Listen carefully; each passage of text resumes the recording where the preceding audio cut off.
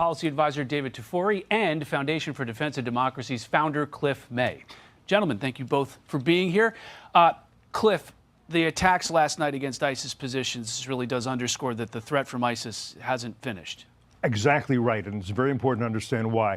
ISIS has been dispossessed from the territory it once held, but it is still an organization that is dedicated to jihad against the West, as is Al-Qaeda, as is the Islamic Republic of Iran, Hezbollah, Hamas, all of them. They believe, we need to understand what they believe. They believe they're fighting a war against the West, a holy war against Christians and Jews and others that is 1,400 years old.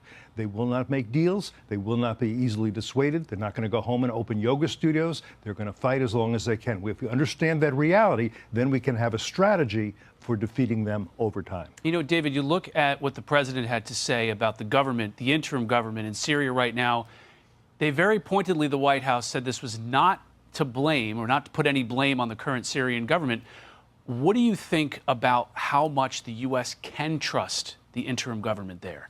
So it's a very important question. I was in Damascus, Syria 3 weeks ago, and the city is open. There are a lot of companies that are going there that are interested in helping rebuild Syria, and there's a lot of positivity and hope. We are going to have to depend upon Shara, the interim president of Syria, doing the right thing in terms of being inclusive and having a political process that moves towards elections and that recognizes that Syria is a very diverse country with different ethnicities and religions.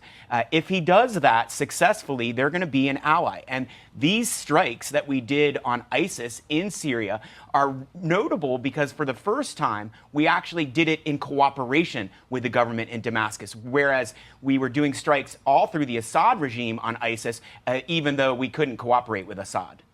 Things are changing very quickly in Syria, have changed very quickly in Syria.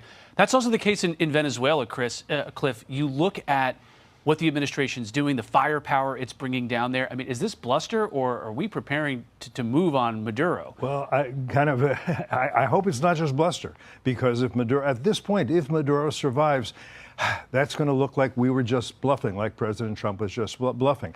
President Trump recognizes that we have adversaries, enemies in Latin America. Venezuela is one of them. Cuba is certainly one of them. Nicaragua is one of them. And we have a tremendous amount of Chinese influence, Iranian influence, and Russian influence in the southern hemisphere. Cuban influence especially. In Venezuela, yeah. And Venezuela, absolutely. The Cubans are absolutely there.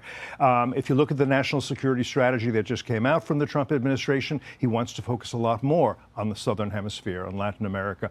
To do that, I think, and he hasn't explained this as well as I think he should,